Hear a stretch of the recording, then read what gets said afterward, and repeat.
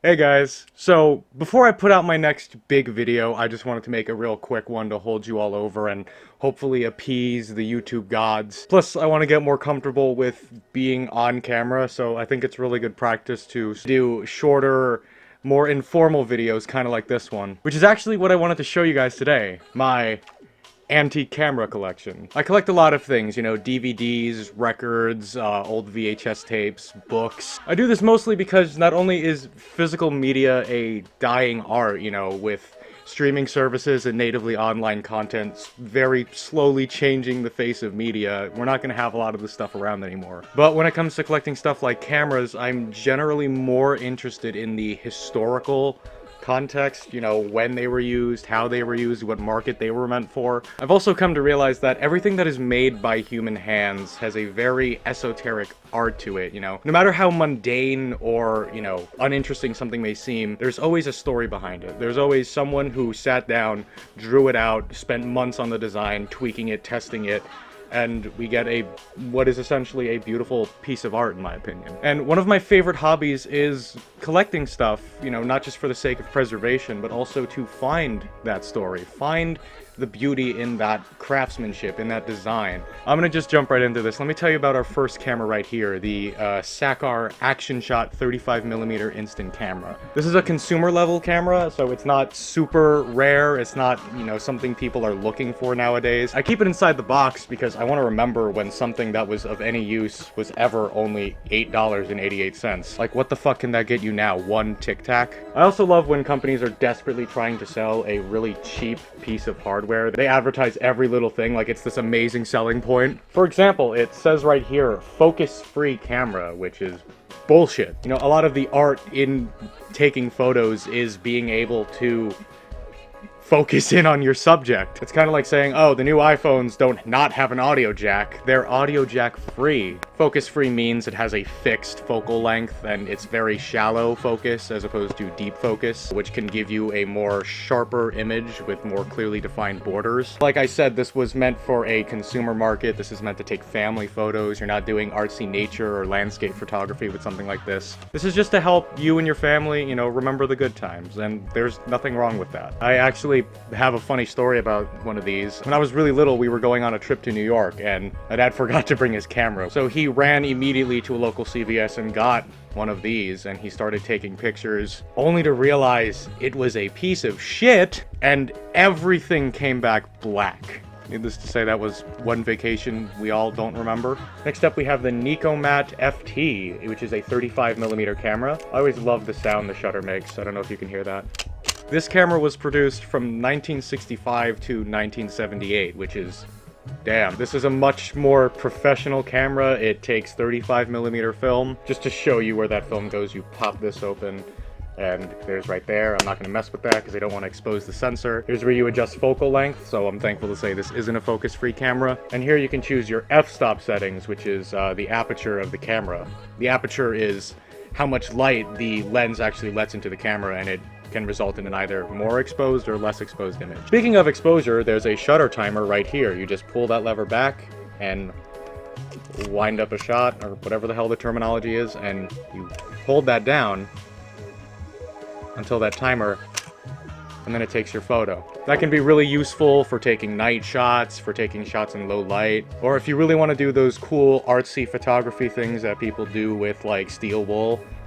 I don't know what that's called. I call it lava bending because I'm a fucking child. And yeah, it's great. You have a little meter up here on the top that shows you, you know, what number picture you're on.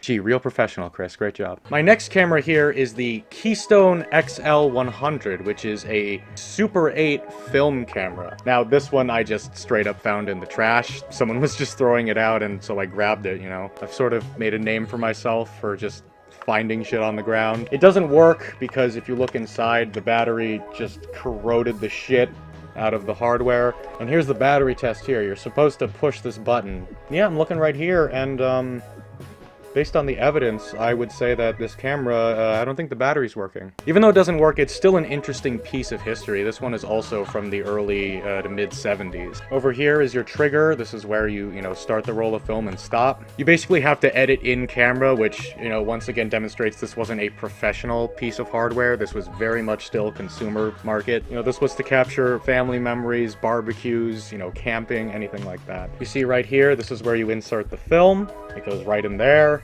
and you shut it, and you're fucking good to go. You don't really get a lot of choices for lighting. There's just an outdoor and indoor switch right here. And wow, F11 electric eye. I have no idea what that means, and I'm scared to find out.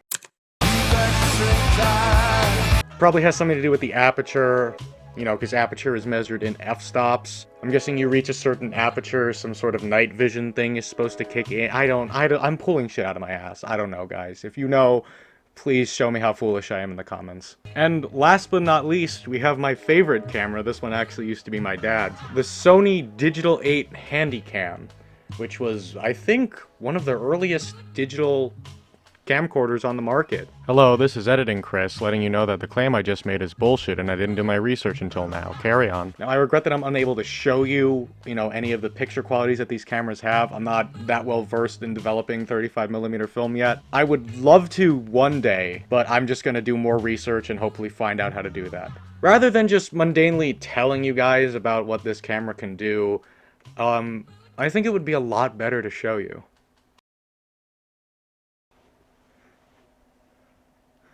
Well, okay. I hope everything's recording. It's a pain in the ass getting this thing to sort of respond to the low lighting I like using. The lens is a lot less wide than my normal camera, and that's why it's harder to frame everything, but I got something working.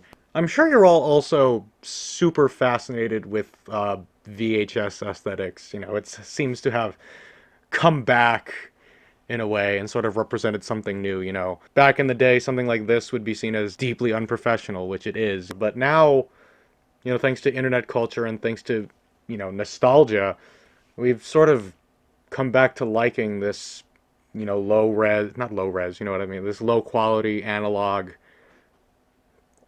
glitchiness. We're sort of fascinated by this. Why else is stuff like analog horror and the Mandela catalog so popular is because there's something about this format that we are drawn to. Oh, this is also something I think is really cool.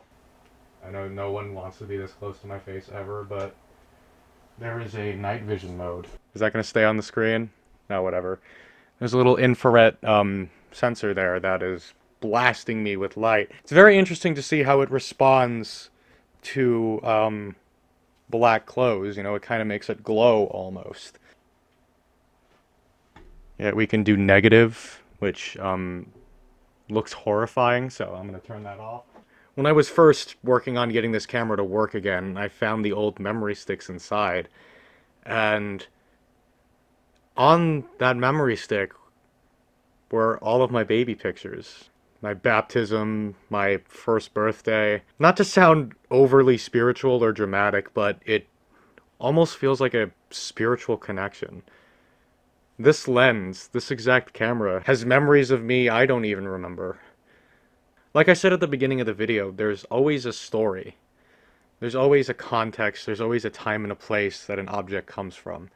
And very rarely does that time, place, and context involve you. I don't know about you guys, but I can't wait to use this camera more often. I can't wait to have it be a part of my life again, to let it see me grow in the ways it has before, to let it, spark my creativity in a way. And it only makes me excited to see, what future nostalgia is going to look like. Are we going to start looking back at shitty, like, early 2008 iPhone videos in the same way we look at VHS and, Super 8? Oh my god, I forgot to mention that this thing records on Super 8. Yeah, this thing records on Super 8, guys. Sorry, I told you basically nothing about the camera and talked about ghosts and my first birthday or whatever the fuck. On that note, I hope to get that next big video essay out real soon. But until then, thank you all for watching. Please subscribe. God knows I need those. And click the notification bell because I am going to be uploading a lot more frequently from now on. You know, your guys' support, it means a lot to me. And I'm really glad I get to, with the small audience I have, I get to share stuff like this with y'all. So, see you guys next time.